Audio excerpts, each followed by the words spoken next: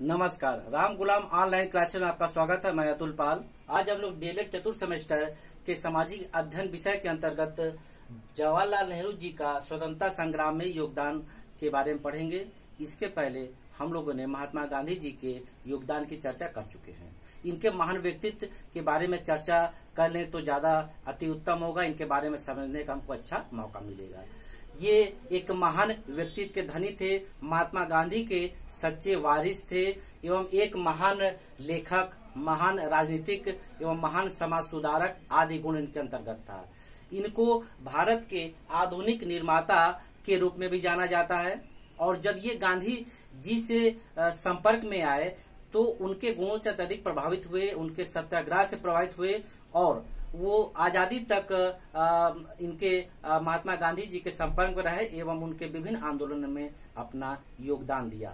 जवाहरलाल नेहरू जी अपना राजनीतिक गुरु महात्मा गांधी जी को मानते थे और महात्मा गांधी जी के राजनीतिक गुरु गोखले, हम इसके पहले क्लास में बता चुके हैं, गोपाल कृष्ण गोखले महात्मा गांधी जी के राजनीतिक गुरु थे और नेहरू जी के राजनीतिक गुरु महात्मा गांधी जी थे।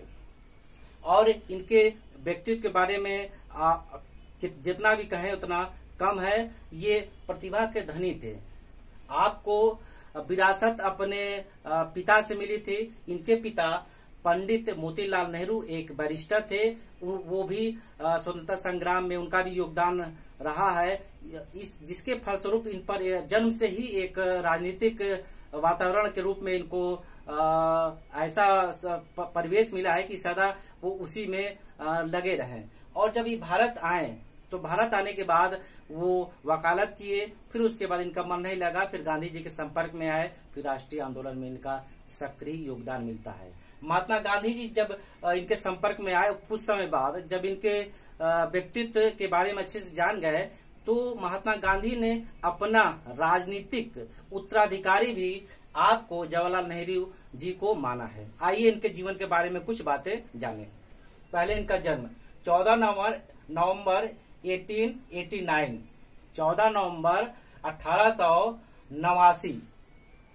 इस 14 नवंबर के दिन एक अन्य दिवस मनाते हैं, बाल दिवस या चिल्ड्रन डे। क्यों? क्योंकि इनको बच्चों से अत्यधिक प्रेम था। यही कारण है कि बच्चों के प्रेम के कारण इनके जन्मदिन को बाल दिवस के रूप में विभिन्न स्कूलों में उस दिन मनाते हैं। एक बात और बता दें, इनको प्रकृति से भी प्रेम था। यही कारण है कि जब ये आप इनका कहीं भी फोटो देखिए तो हर जगह लगभग आपको फोटो एक फूल के साथ मिलेगा, गुलाब के फूल के साथ। और इनकी मृत्यु 27 मई 1964 को हुई। आजादी के बाद कुछ साल बाद 27 मई 1964 को दिल्ली में हुई, दिल का दौरा पड़ने से। आइए विस्तार से इनके बारे में चर्चा करें। आपके अन्य नाम नेहरू जी का मतलब पंडित जवाहरलाल नेहरू। नेहरू जी का अन्य नाम चाचा नेहरू, पंडित जी आदि नाम से जानते हैं। चाचा नेहरू किसे कहते हैं? पंडित जवाहरलाल नेहरू जी को। पंडित जी किसे कहते हैं? जवाहरलाल नेहरू जी को। इनके पिता का नाम मोतीलाल नेहरू था। वो एक बैरिस्टर थे। पंडित मोतीलाल नेहरू था, वे एक बैरिस्टर थे। आपकी माता का नाम स्वरूप रानी। नेहरू जी की माता का नाम स्वरूप रानी। उनका संपर्क लाहौर के काश्मीरी ब्राह्मण परिवार से था, इसलिए इनको काश्मीरी पंडित का भी कहीं कहीं संबोधन मिलता है। इनकी माता का संपर्क लाहौर के काश्मीरी ब्राह्मण से था। और आपके दादाजी पंडित जवाहरलाल नेहरू जी के दादाजी गंगाधर नेहरू थे, जो दिल्ली में कोतवाल पद पर थे। और आपके दादाजी नेहरू जी का यहाँ मतलब है जवाहरलाल नेहरू। नेहरू जी के दादी का नाम जीवा रानी नेहरू। और इस प्रकार हम देखते हैं आपकी पत्नी का नाम अर्थात जवाहरलाल नेहरू की पत्नी का नाम कमला नेहरू। और आपकी जो पुत्री हुई वो महान भारत की भी पुत्री कह सकते हैं और रत्न कह सकते हैं, इंदिरा गांधी। जवाहरलाल नेहरू की पुत्री इंदिरा गांधी, जो बाद में भारत की प्रधानमंत्री पद पर भी रह चुकी हैं। और आपकी बड़ी बहन, नेहरू जी की बड़ी बहन विजय लक्ष्मी पंडित, कहीं के विजया भी लिखा मिलता है, विजया लक्ष्मी पंडित या विजय लक्ष्मी पंडित, जो संयुक्त राष्ट्र संघ की प्रथम महिला अध्यक्ष पद पर भी रह चुकी हैं। ध्यान दीजिएगा, जो इनकी बड़ी बहन है विजय लक्ष्मी पंडित, संयुक्त राष्ट्र संघ की प्रथम महिला अध्यक्ष पद पर भी रह चुकी, यानी पूरा इनका परिवार एक अच्छे बैकग्राउंड से था, प्रसिद्ध था। और आपकी एक और बहन सिस्टर थी कृष्णा हटी सिंह। कृष्णा हटी सिंह वो एक महान लेखिका के क्षेत्र में रही हैं। और आपकी शिक्षा, नेहरू जी की शिक्षा जो वकालत की शिक्षा इंग्लैंड में हुई, जहां से अंग्रेज आए थे। आप सोच सकते हैं ये परिवार कितने धनी थे, इनका जन्म ही धनी परिवार में हुआ था कि आज भी अगर हम कहें इंग्लैंड जाना हो तो शायद एक सामान्य व्यक्ति के लिए सिर्फ वो कल्पना ही रह जाएगी। इन्होंने इंग्लैंड से शिक्षा ली और कुछ साल वहां बिताया और वो 1912 में भारत लौटे। इंग्लैंड से वकालत की पढ़ाई करके ये 1912 में भारत आए और अपनी वकालत प्रारंभ कर दी। लेकिन इनका ध्यान वकालत में नहीं लगा, क्योंकि इनको तो कहीं और जाना था, देश इनको पुकार रहा था, भारत की धरती पुकार रही थी। इनका कुछ समय ये अदालत में रहते हैं, सेवा देते हैं, लेकिन इनका रुचि उसमें नहीं रहता है। लेकिन कुछ समय बाद जब ये राष्ट्रीय आंदोलन से संपर्क में आते हैं तो धीरे धीरे इनका सारा झुकाव अपने राष्ट्रीय हित में होता है। और उसके बाद हम खुद देखेंगे इनके विचार में परिवर्तन होता है, इनके पोशाक में परिवर्तन होता है। वो भारत की जो वस्त्र खादी कहते हैं उनका भी ये प्रयोग करने लगते हैं अभी। और ये जेल 9 बार गए हैं, कहीं कहीं इससे अधिक भी मिलता है, कहीं कहीं इससे थोड़ा अंतर भी मिल सकता है। ये जवाहरलाल नेहरू अपने जीवन काल में 9 बार जेल में गए हैं। एवं ये एक महान लेखक थे, जैसे हम चर्चा कर चुके हैं। तो थोड़ा सा हम इनके लेखक के लेखनी के संदर्भ में कुछ कहना चाहेंगे। इनकी पुस्तकें तो बहुत हैं, लेकिन कुछ पुस्तकों का नाम बताना चाहेंगे, जिसमें है विश्व इतिहास की झलक। इनकी प्रमुख रचना है विश्व इतिहास की झलक। और दूसरी बहुत ही फेमस है, जो परीक्षा उपयोगी प्रश्न के रूप में भी बन के आती है, भारत एक खोज। भारत एक खोज, डिस्कवरी ऑफ इंडिया। ये प्रश्न हमेशा बन के विभिन्न परीक्षाओं में आता है कि भारत एक खोज के रचनाकार या लेखक कौन है। और इन्होंने ये जेल में रह के लिखी। जब ये जेल में गए तो विभिन्न रचनाओं को भी लिखते रहे। इनके रचनात्मक गुणों का, इनके रचना के व्यक्तित्व का भी पता चलता है कि किस प्रकार अपने व्यक्तित्व को वो बाहर निकाले।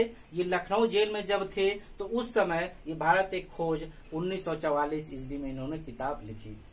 अब इनके कुछ राजनीतिक विचार जाने। और इनके बारे में जब नेहरू जी कहते हैं तो जवाहरलाल नेहरू जी ही आएंगे, क्योंकि इनके पिताजी भी बाकी भी नेहरू जी थे। लेकिन आज हम जवाहरलाल नेहरू जी के बारे में पढ़ रहे हैं और ये हमारे देश के पहले प्रधानमंत्री पद पर भी सुशोभित हो चुके हैं। आइए इनके कुछ राजनीतिक विचार जाने। ये हमेशा से जो इनका राजनीतिक विचार रहा है कि नागरिक स्वतंत्रता के समर्थन में ये हमेशा विचार व्यक्त करते हैं, अर्थात नागरिक को स्वतंत्रता मिलनी चाहिए। क्योंकि जब आदमी स्वतंत्र रहेगा तो अपने सारी एक्टिविटी को, गतिविधि को अच्छे से करेगा। इसलिए ये हमेशा नागरिकता के स्वतंत्रता के पक्ष में रहे हैं। इसके बाद आर्थिक स्वतंत्रता। जब व्यक्ति को आर्थिक स्वतंत्रता मिलेगा तो वो अपने अर्थ के बारे में स्वतंत्र रूप से सोचेगा, क्योंकि स्वतंत्र दिमाग और शरीर ही रचनात्मक कार्य करता है, बंधन में रह के नहीं, कुछ विशेष अपवाद को छोड़कर। और संकट के समय छोटी वस्तु मायने रखती है। इनका ये भी विचार था कि जब आप मुसीबत में हो तो जो भी आपके पास हो, मान लीजिए आपके पास 500 है, आप कष्ट में है, मुसीबत में है, तो वो 500 ही आपके लिए मायने रखती है। यानी मुसीबत में जो आपके पास है, छोटी वस्तु हो या कुछ भी हो, वो आपके जीवन में आपको बहुत सहारा देती है। आगे देखते हैं, अज्ञानता बदलाव से डरती है। इनका ये मानना है कि जो अज्ञानी है, जो विचारधारा के अज्ञानी है, प्रकृति में या समाज में या उनके विचार में परिवर्तन होता है तो डरते हैं। तो इसलिए व्यक्ति को मजबूत होना चाहिए एवं बदलाव का सामना करने की ताकत, हिम्मत होना चाहिए, जिससे हम कोई भी स्थिति को अच्छे से समझ सकें। अगला है विनम्र। यानी इन्होंने कहा अपने जीवन में हमको नम्रता लानी चाहिए, तभी हम जीवन में कुछ बन पाएंगे, सीख पाएंगे, अपने व्यक्तित्व को बढ़ा पाएंगे। आगे देखते हैं, संस्कृति हमारे मन और आत्मा का विस्तार है। इन्होंने कहा जो हमारी संस्कृति है हमारे मन और आत्मा का विस्तार है। अर्थात जो हर देश की अपनी संस्कृति होती है, अपनी सभ्यता होती है, वो मन और आत्मा में जो हम करते हैं, जो हमारी पुरानी परंपरा है, साहित्य है, वो सब हमारी संस्कृति के अंतर्गत आते हैं। वो हमारे ही विचार का एक विस्तार रूप है। अगला है लक्ष्य। इन्होंने ये कहा कि जीवन में हर व्यक्ति के लक्ष्य होना चाहिए। क्यों? क्योंकि जब व्यक्ति के पास लक्ष्य होता है तो उसको काम करने की दिशा मालूम होती है, उत्साह होता है। जिस प्रकार जैसे जहाज जाता है पानी का, यदि उसको लक्ष्य पता है कि सीधे जाना है, अगर लक्ष्य विहीन रहेगा तो वो समुद्र में हर तरफ कहीं कुछ नहीं दिखाई देता, दिशा विहीन हो जाएगा और अपने उद्देश्य की ओर नहीं जा पाएगा। इसलिए हम सबको अपने जीवन में लक्ष्य होना चाहिए। जैसे स्वतंत्रता सेनानियों का एक लक्ष्य था। क्या लक्ष्य था? हमको भारत आजाद करवाना है किसी भी कीमत में। गांधी जी के साथ रहे तो सत्याग्रह के रूप में रहे, लेकिन जब गांधी जी अपने 1942 के आंदोलन में कह दिया करो या मरो, जब खुली छूट दे दी तो जो भारतवासी थे तो उनको एक महान दिशा मिल गया। अब तो गांधी जी हमारे लीडर कह दिए, अब वो महान से महान काम को, चाहे हिंसा कुछ भी हो, तन मन से किए और इतने बड़े पैमाने पर किए कि वो अंग्रेजों की नींव तक हिल गई और लास्ट में कुछ समय बाद ही अंग्रेजों को हमको आजादी देनी पड़ी। और इनका ये भी मानना था जो इनके विपक्ष हैं उसका सम्मान करो, अर्थात जो आपके सामने है, चाहे विचारधारा के रूप में हो या किसी भी रूप में हो, ये क्योंकि कांग्रेस पार्टी से जुड़े रहे, कुछ ऐसे भी विपक्ष पार्टी वाले भी इनके संपर्क में रहे कि जो आपके विपक्ष में हो तो उनका सम्मान करिए। क्यों? क्योंकि जो हमारा विरोधी होता है वो कभी अगर हमारा आलोचना करता है तो हमको ये जानने को मिलेगा कि हमारे अंदर कमियां क्या हैं, क्योंकि आलोचना उसी की होती है जो प्रसिद्ध हो या कोई आपको गौर से देख रहा हो कि आपके अंदर 10 अच्छाई है और एक मान लीजिए कमी है तो आलोचना होगी। तो उस कमी को सुधार करो। जब कमी को सुधार हम करेंगे तो हमारे अंदर व्यक्तित्व में निखार आएगा और कोई भी सामने वाला हमारे अंदर किसी प्रकार का भी कुछ कमी नहीं निकाल पाएगा। इस प्रकार हम लोगों ने देखा कि आज जवाहरलाल नेहरू के व्यक्तित्व के बारे में अध्ययन किया, उनके विचारों के बारे में अध्ययन किया, उनके परिवार की पृष्ठभूमि में के बारे में जाना, और अगले क्लास में हम लोग इनका स्वतंत्रता संग्राम के आंदोलन की चर्चा करेंगे। नमस्कार।